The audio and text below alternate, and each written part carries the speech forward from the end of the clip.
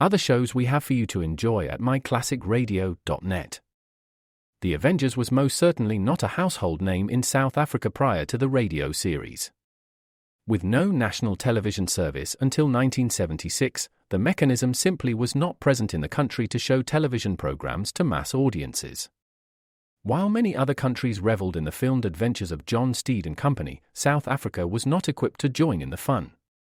The series took Britain by storm and made a major impression in the American markets, being that greatest of rarities, a British series given a network transmission slot. However, as a filmed series, rather than a videotaped one, The Avengers was able to gain a modicum of exposure in South Africa through film rentals. Come and listen at myclassicradio.net. Other shows we have for you to enjoy at myclassicradio.net. 21 Precinct was a police drama broadcast on CBS from July 7, 1953, to July 26, 1956. It initially served as a summer replacement for My Friend Irma. The show was produced in cooperation with the Patrolmen's Benevolent Association of City of New York and adaptations from True Criminal in New York. The Policeman's Point of View. Historically, the 21st Precinct had been located near Gramercy Park, Manhattan. In 1929, the department reorganized the precinct numbering, and 21st designation was discontinued. No such precinct existed during the run, nor does a 21st precinct exist. However, the fictional precinct's territory closely corresponds to that of the Upper Side's 23rd precinct since 192.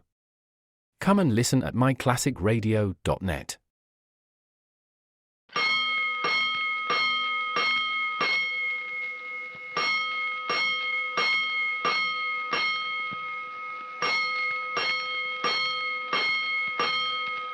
Five bells. Stand by all stations. Attention, all districts. A 5-alarm fire. 5 bells. Move in immediately. That's it. Let's roll. Let's go. Firefighters.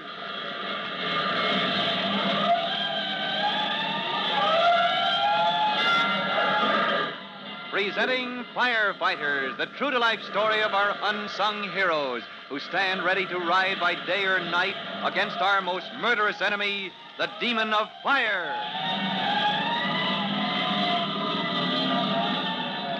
In just a minute, we're going to meet Chief Cody and Tim Collins, rookie firemen, at Northside School, in the corridor outside the hall, where a riotous meeting of the Firefighters Brigade is in progress. But before we listen in, here is something else you ought to hear.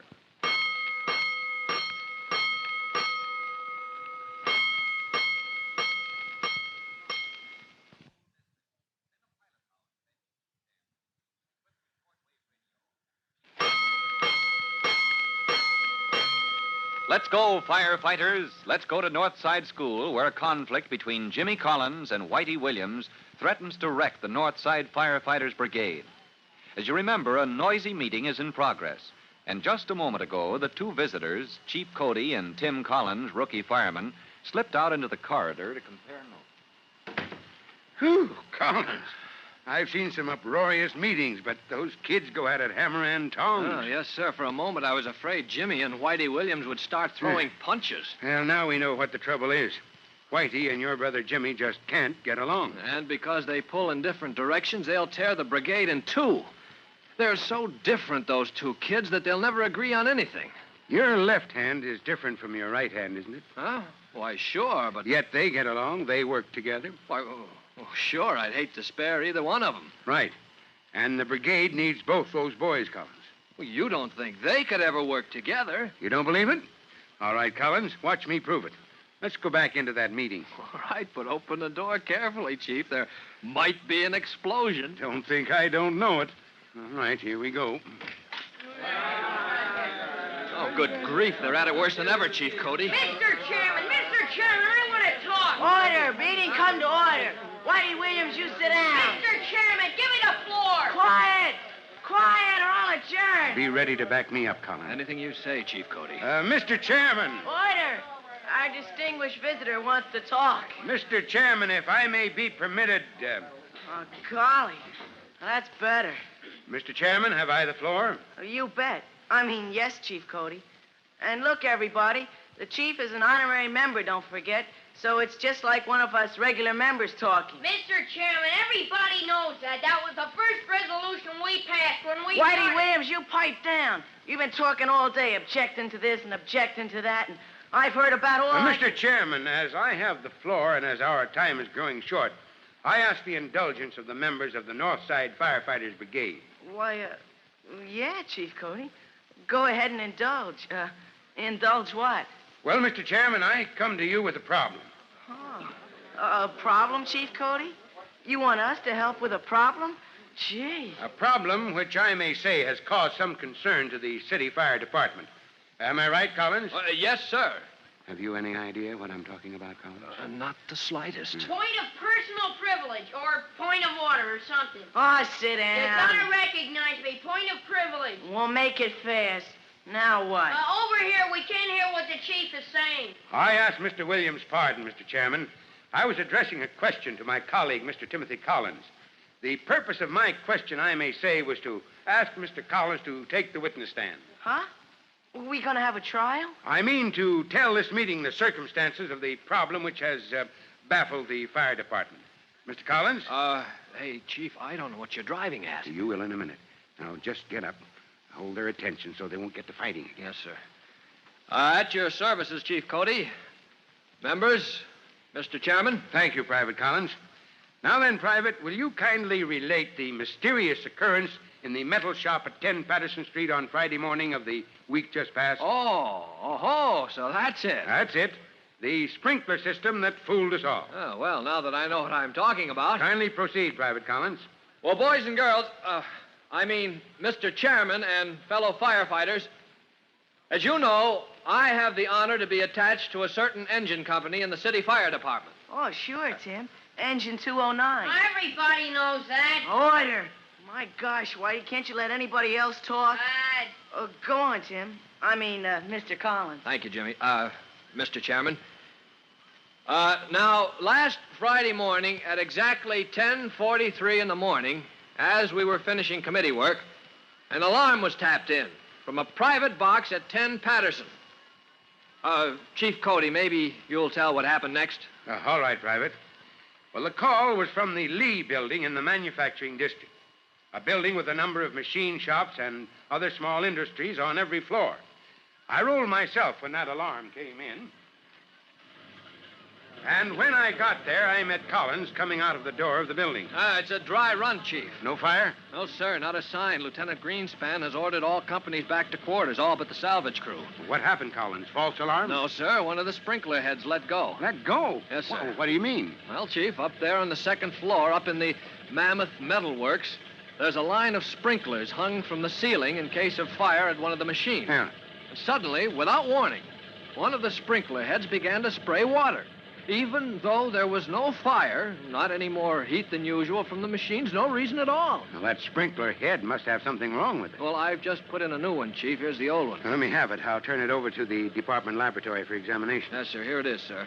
We've shut off the water to the sprinkler system. Well, then turn it on again. And tell Lieutenant Greenspan that 209 can return to quarters. Yes, sir. I'll tell my driver, no, you tell him that I'm up on the second floor at the Mammoth Metalworks. Yes, sir. I'll stand by until the salvage crew cleans up. Chief Cody, I got a question. Order. Whitey, you can't ask any questions till the chief gets through. With the permission of the chair, Yes, sir? before I finish, maybe we ought to clear up any questions. So if Whitey wants anything cleared up... Oh, yes, sir. Okay, Whitey, only don't take all day. Chief Cody, the way these sprinklers work, there's a pipe that runs along the ceiling and it's full of water. And the sprinkler heads, they stick out of the pipe, right? Right. And when there's a fire, the heat melts a little thing that keeps the water from running out of the sprinkler head, right? Right. And when that little thing melts, the sprinkler head sprays water on the fire. Only this time there wasn't any fire. So there was something wrong with the sprinkler head. Oh, what could be wrong if you know so much? Well, listen, it's a metal shop, isn't it? And they use acids on metal sometimes, don't they? All right, what of it? Well, the acid, that makes fumes in the air. And the fumes get at the sprinkler head and they make it all looky. I mean, they can corrode it, can't they? So in this Mammoth Metal Works, the sprinkler head maybe was corroded. It must have been. Oh, look, if you know so much about A good point, Mr. Chairman. Huh? You don't mean Whitey is right? Well, now, let me finish. Whitey might have been right, except for what happened next. What happened next was you said Tim Collins put in a brand new sprinkler head. He did, and he turned on the water. And I went up to look over the situation. And 10 minutes later, Private Collins, let's hear your side of it. Yes, sir. Well, Chief, Engine 209 rolled back to quarters. Lieutenant Greenspan reported us back in service, and before we had our turnout coats and boots stowed away, a second call came in from the same box. Oh, golly. Only this time I bet you found the fire. No, sir. No fire. It was that sprinkler head again. But it was a brand new sprinkler head. It couldn't get all corroded in just that short time. That's it, Whitey. Twice, inside half an hour, that sprinkler system went off without reason, drowning the machines in the Mammoth Metal Works. And the second time, you were right there yourself. I was there, and so was the salvage crew, mopping up the water, helping to put the machines back in order. But didn't you see anything? I did not. How about you, Collins? Well, all I saw when we rolled to answer that second alarm was Chief Cody madder than a wet hen and wetter than a wet hen, too. Yeah, well, we don't have to go into that. Yes, sir. But, boys and girls, there's my problem. There's what puzzled the whole fire department. What went wrong at 10 Patterson Street? Well, gee, can't the engine men figure it out? They all know about water and pressure and stuff. No, the laboratory. Listen, the laboratory, that's where they know all about the sprinklers, isn't it? Well, now the answer must be found. And, Whitey, you have the scientific slant.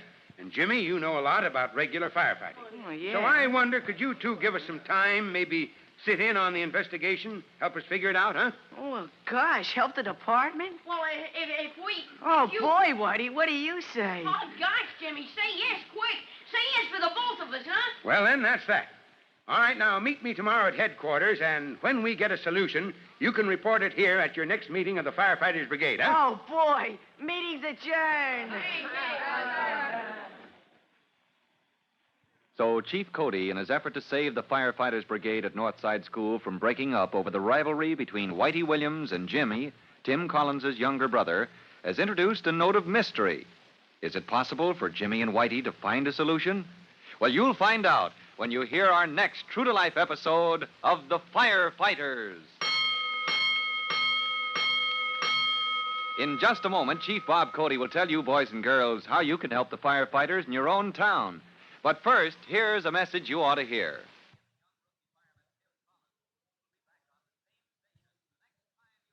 And now, Chief Bob Cody with a special notice for the Firefighters Brigade. Chief Cody. Hello, boys and girls. This is your friend, Chief Cody, with another common cause of fire to add to your list. Now, write these two words, oily material. That means anything that can hold grease or oil waiting for a spark to set it aflame or just waiting to catch fire by its own action.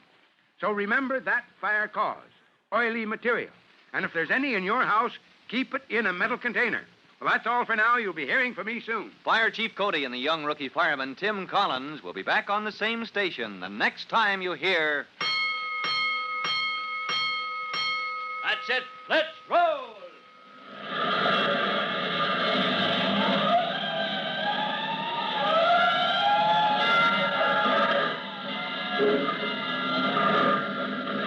Let's go! Firefighters! Firefighters is a copyrighted feature of William F. Holland Productions.